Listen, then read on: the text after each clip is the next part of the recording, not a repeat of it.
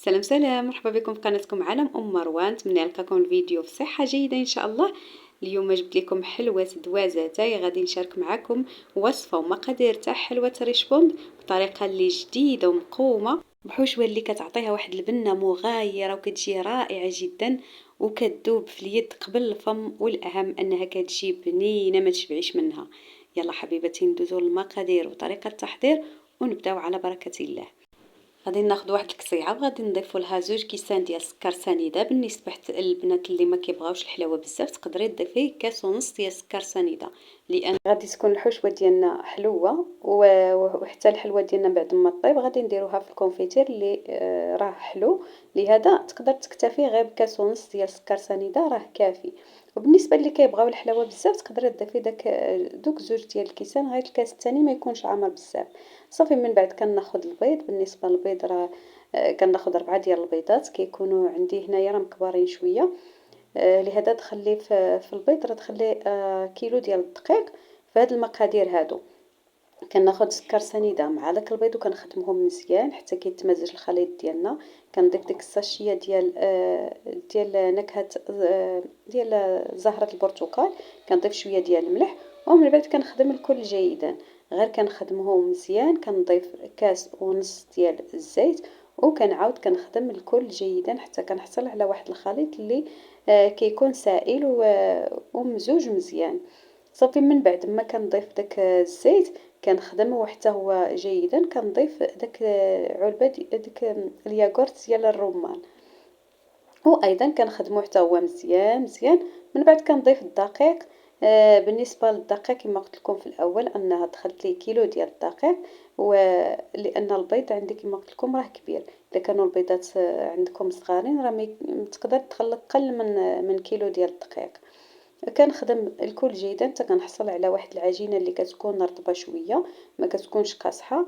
بالنسبه للخميره ديال الحلويات كندخل فيها هنا كندخل فيها وحده ديال 7 غرام. وكندير واحد قياس هكاك 3 غرام حتى ل 4 غرام، يعني ديك العشرة حتى ل 11 غرام ديال الخميره ديال الحلويات باش ما كتنتفخلكش بزاف وكتعطيك واحد الشكل اللي كيكون شكل موحد هكا. الكرات ديال الحلوى ديالك اللي كتشكلي كيكونوا كرات اللي ملسين وما مشققينش. بهاد المقادير ديال الخميره ديال الحلويات اللي شاركت معكم ما تضيفوش اكثر من 7 من 11 غرام. ما تضيفيش اكثر من 11 غرام، ما بين 10 حتى ل 11 غرام.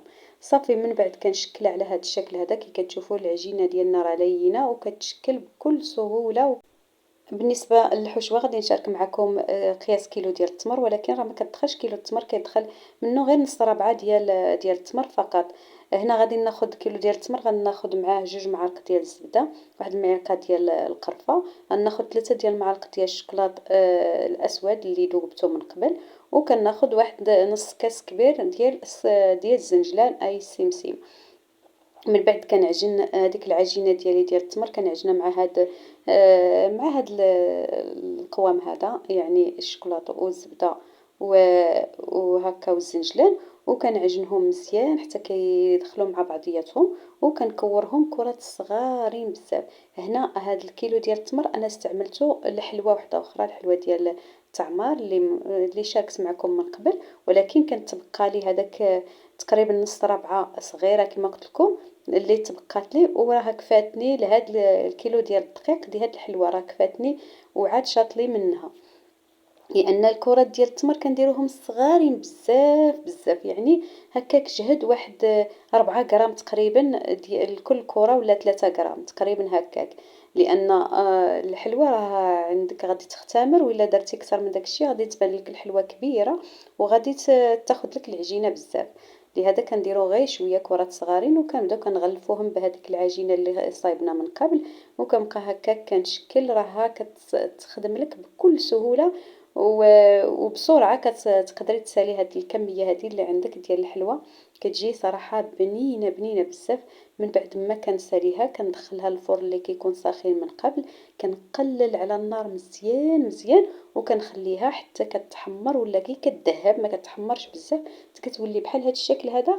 هذه راها غير اللي عندي في هذا البول هذا، عندي غير واحد الصينيه واحده اللي خرجت ديال اللي خرجت بديت كنخدمها، لان الحلوى يفضل ان تخدمها انها تكون سخونه، باش هكا كتشرب ديك الكونفيتير وكتجي هشيشه وكتذوب في الفم.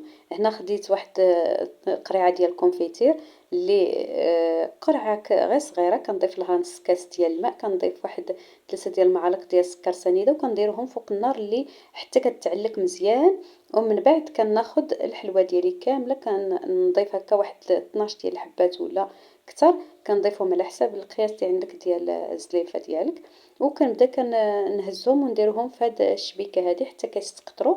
ومن بعد عاد كنديرهم في الكوك، كنبقى هكاك مستمرة حتى كننتهي من ديك الكمية كاملة. بهاد الطريقة هادي كتجيك العمل كيجيك متسلسل وكيجيك ساهل، وما كتوسخلكش حتى داك الكوك هكا بداك الكونفيتير، وكتجي طريقة اللي ساهلة جدا كيستقطر مزيان مزيان. وبالنسبة حتى الحلوى كتشرب داك الكونفيتير وكتولي هكا هشة وزوينة زوينة بزاف ما تشبعيش منها.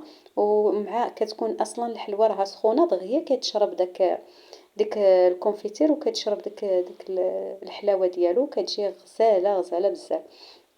صافي كنبقى مستمرة هكاك حتى كنتهي من هذاك الكمية اللي عندي دابا. ومن بعد غادي نخرج ديك الصينية للفرن الأخرى اللي عندي دابا حاليا في الفرن، كنخرجها وكنبدا عاود كنكمل العملية بنفس الطريقة.